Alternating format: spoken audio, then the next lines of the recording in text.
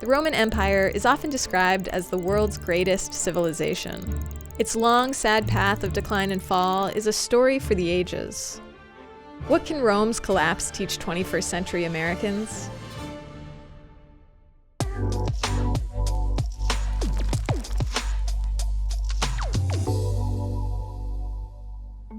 There has been, through American history, this consciousness of vulnerability, this consciousness of decline, this consciousness of a past greatness that somehow we may be falling short of. Make America great again. Make America great again. Politicians have capitalized on this vulnerability, but they're missing the point. The narrative of decline and fall of Rome that has prevailed in America's minds has assumed that the fall was both the end of the story and the bad part. What if after the fall is the time we should be concentrating on as modern Americans? If we make Romans of these barbarians, can we withhold Roman citizenship from them? No. There are many theories of what went wrong. There's corruption, there's slavery, there's overextension. To evade the elephant's charge, draw the legions up in column. The simplest theory involves a string of military losses that chipped away at its borders. Finally, a barbarian defeated the last emperor to rule from Italy. Historians consider this the end of the Western Roman Empire, the part that tends to get all the attention. After the fall, you have the bubonic plague, you have the Dark Ages, and then eventually you come to the Renaissance. Scholars call the era in between late antiquity. This time of transformation gave rise to new systems of government, a new state religion, and artistic experimentation. And it can be a case study for America.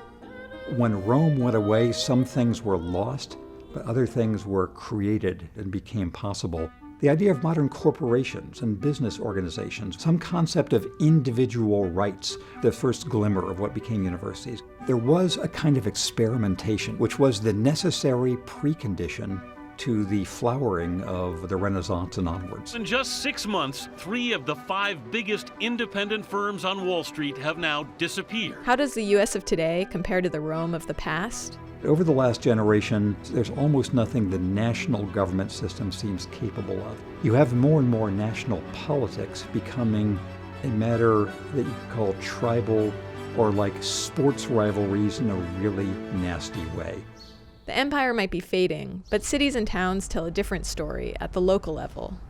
80% of Americans across the country and of all different ethnicities and income levels considered the community where they lived to be an excellent or quite good place to live. 70% of Americans said that they trusted the people in their own neighborhoods.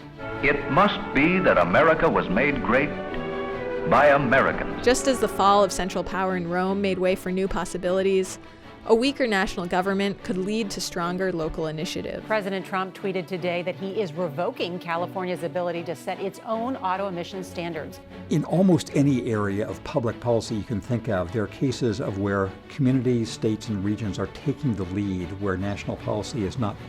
We're seeing things like that in western Kansas, in the little farming town of Spurville, just outside Dodge City. Wind turbines becoming a major source of income for farmers. In every city in the United States, you can see city-based activity to plant more trees. It may be the single most effective short-term step to deal with carbon that's already in the atmosphere. I pledge allegiance to the flag of the United States of America. The end of America as we know it doesn't necessarily mean the end of America. When a tree falls in the forest, there's suddenly sunlight for the saplings that have been struggling to rise. Modern Americans should be thinking about how to avoid the decline and fall of the American empire, and also what might come next. Thanks for watching. We hope you'll check out our towns on the Atlantic's website and subscribe to our channel.